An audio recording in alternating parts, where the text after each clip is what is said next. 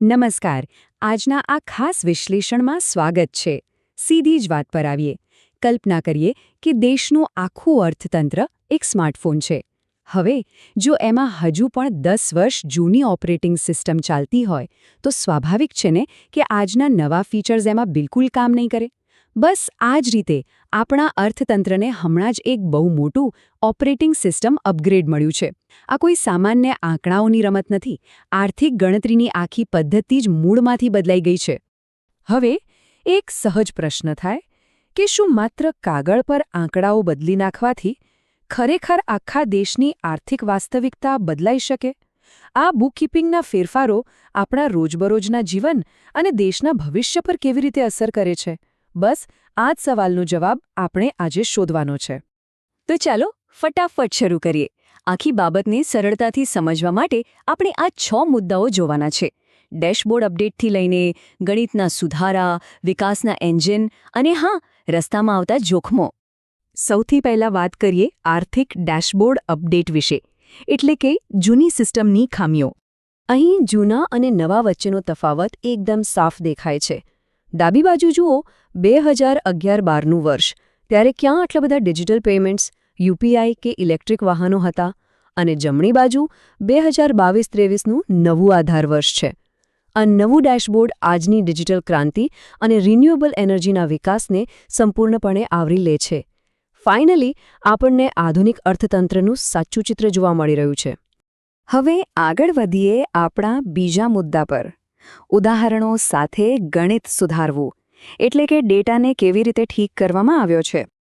જુઓ, અહીં એક બહુ જ મહત્વનો અને થોડો ટેકનિકલ શબ્દ આવે છે, ડબલ ડિફ્લેશન. સાંભળવામાં થોડું ભારી લાગે છે, રાઈટ? પણ આનો સીધો અર્થ એ છે કે સાચું વેલ્યુ એડેડ જાણવા માટે કાચા માલ અને તૈયાર માલ બંનેના ફુગાવાને અલગ અલગ ગણવામાં આવે છે. ચાલો આને એકદમ સરળ રોજબરોજના કેકના ઉદાહરણથી સમજીએ. ધારો કે એક બેકરી છે.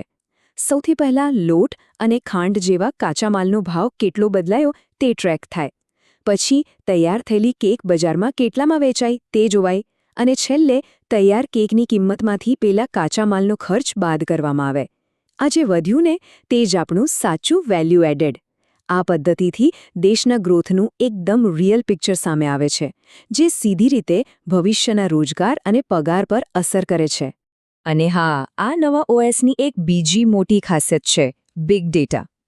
જીએસટી ફાઇલિંગ્સ, કંપનીઓના રિયલ ટાઈમ રિપોર્ટ્સ અને રોજના કરોડો રૂપિયાના યુપીઆઈ વ્યવહારોનો ડેટા હવે આમાં સીધો જોડાઈ ગયો છે.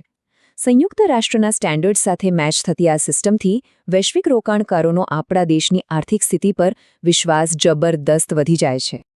હવે આવે છે ત્રીજો ભાગ, આવકની જાળ તોડવી. મિડલ ઇન્કમ ટ્રેપ, એટલે કે મધ્યમ આવકની જાળ વિશે સમજવું બહુ જરૂરી છે. આ આંકડાઓ ખરેખર ઉત્સાહ વધારે તેવા છે.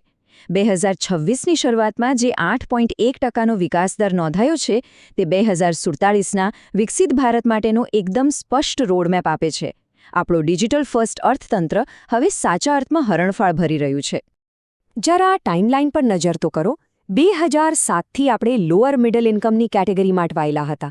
પણ હવે આ 8%ના લક્ષ્યાંક સાથે 2030-32 સુધીમાં અપર મિડલ ઇન્કમ અને 2047 સુધીમાં સીધો હાઈ ઇન્કમ દેશ બનવાનું સપનું ખરેખર વાસ્તવિક લાગવા માંડ્યું છે. આ કોઈ નાની વાત નથી. ચોથો મુદ્દો છે વિકાસના 3 એન્જિન. 8%નો ગ્રોથ જાળવી રાખવો હોય તો આ ત્રણેય એન્જિનોએ એકસાથે ફૂલ સ્પીડમાં કામ કરવું પડશે. આખા અર્થતંત્રનો આધાર આ 3 સ્તંભો પર છે. પહેલું, કૃષિ ક્ષેત્ર, જ્યાં 45% જેટલા લોકો જોડાયેલા છે, પણ જીડીપીમાં ફાળો ઓછો છે. અહીં આધુનિક ખેતી લાવવી પડશે, જેથી વધારાના લોકોને મેન્યુફેક્ચરિંગમાં શિફ્ટ કરી શકાય. બીજો છે મેન્યુફેક્ચરિંગ, જ્યાં પીએલઆઈ સ્કીમ્સ દ્વારા ઇલેક્ટ્રોનિક્સ અને ઈવી બની રહ્યા છે, પણ સપ્લાય ચેનનો ખર્ચ હજુ ઘટાડવાનો છે. અને ત્રીજું, સેવાઓ અથવા સર્વિસીસ. હવે માત્ર બેઝિક આઈટી નહીં, પણ આર્ટિફિશિયલ ઇન્ટેલિજન્સ, ફિનટેક અને સાયબર સિક્યોરિટી જેવા હાઈ વેલ્યુ સેક્ટરમાં નોકરીઓ ઊભી થઈ રહી છે. પાંચમો ભાગ, માનવ મૂડીમાં રોકાણ, એટલે કે દેશનું હાર્ડવેર મજબૂત બનાવવું. હવે એક વાત સમજીએ. સ્માર્ટફોનનું સોફ્ટવેર ગમે તેટલું લેટેસ્ટ હોય, જો હાર્ડવેર ભંગાર હશે તો ફોન હેંગ જ થવાનો છે, બરાબર ને? દેશ માટે આ હાર્ડવેર એટલે આપણું વર્કફોર્સ. હાલમાં આપણો શિક્ષણ પાછળનો ખર્ચ જીડીપીના માંડ 3.5% છે, જ્યારે બ્રાઝિલ અને મલેશિયા જેવા દેશો 4.5%થી 6.5% સુધી ખર્ચ કરે છે. આપણે આપણા વર્કફોર્સને ભવિષ્ય માટે તૈયાર કરવું હોય તો આ રોકાણ વધારીને 6% સુધી લઈ જવું અત્યંત જરૂરી છે. જાણીતા અર્થશાસ્ત્રી જેફરી સેક્સનું આ વાક્ય ઘણું બધું કહી જાય છે. તેઓ કહે છે, ભારત મૂળભૂત નિરક્ષરતામાંથી બહાર આવી ગયું છે, પરંતુ હવે તેને શોધકોની જરૂર છે. એકદમ સાચી વાત છે. માત્ર વાંચતા લખતા આવડવું હવે પૂરતું નથી. નવા સમયમાં એઆઈ, રોબોટિક્સ અને ગ્રીન મેન્યુફેક્ચરિંગમાં એક્સપર્ટ લોકોની જરૂર છે, અને તે પણ છેક પાયાના સ્તરેથી. અને હવે છેલ્લો ભાગ, રસ્તામાં આવતા જોખમો. ફોનની બેટરી ડ્રેન કરતા પરિબળો. જેમ ફોનની બેટરી અચાનક ઉતરી જાય અને બધું જ બંધ થઈ જાય, તેમાં આર્થિક સફરમાં પણ કેટલાક મોટા જોખમો રહેલા છે. સૌથી પહેલું, ઊર્જા સુરક્ષા. યુએસ ઈરાન વચ્ચેના તણાવથી ક્રૂડ ઓઇલના ભાવ ઉછળે છે, જે સીધું જ બજેટ ખોરવી નાખે છે.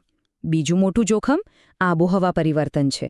કમોસમી વરસાદ કે દુષ્કાળને કારણે ખેતીને નુકસાન થાય છે.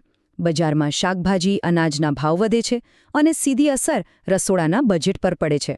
અને ત્રીજું, કદાચ સૌથી ગંભીર જોખમ છે કે આકારની રિકવરી અને વધતી જતી અસમાનતા. આનો મતલબ શું? મતલબ એ કે ડેશબોર્ડ પર ભલે 8%નો મસ્ત ગ્રોથ દેખાતો હોય, પણ જમીની હકીકત દરેક માટે સરખી નથી હોતી. અમુક વર્ગ ઊંચા પગારવાળી નોકરીઓ સાથે ઝડપથી પ્રગતિ કરી રહ્યો છે, જે કેનો ઉપર જતો છેડો છે, જ્યારે બીજો વર્ગ, ખાસ કરીને અનૌપચારિક ક્ષેત્ર, હજુ પણ રોજિંદા જીવન માટે સંઘર્ષ કરે છે, જે કેનો નીચે જતો છેડો છે. આ અસમાનતા ભવિષ્ય માટે બહુ મોટું ટેન્શન બની શકે છે. તો આજના આ વિશ્લેષણના અંતે એક બહુ મોટો સવાલ ઊભો થાય છે. અર્થતંત્રને નવું જબરદસ્ત ઓપરેટિંગ સિસ્ટમ તો મળી ગયું છે, આંકડાઓ પણ પારદર્શક બની ગયા છે, પણ શું શિક્ષણ, ઇન્ફ્રાસ્ટ્રક્ચર અને આવકની અસમાનતા જેવી પાયાની ખામીઓને સમયસર સુધારી શકાશે? જો જવાબ હા છે, તો 2047 સુધીમાં ભારતનું વૈશ્વિક મહાસત્તા બનવું એ માત્ર સમયની જ વાત છે, એક ગાણિતિક સંભાવના છે. પણ જો એમ ન થયું, તો શું આ નવું ડેશબોર્ડ માત્ર સારા આંકડા બતાવતું જ રહી જશે? આના પર વિચાર ચોક્કસ કરજો. આજના આ ખાસ વિશ્લેષણમાં જોડાવા બદલ ખૂબ ખૂબ આભાર.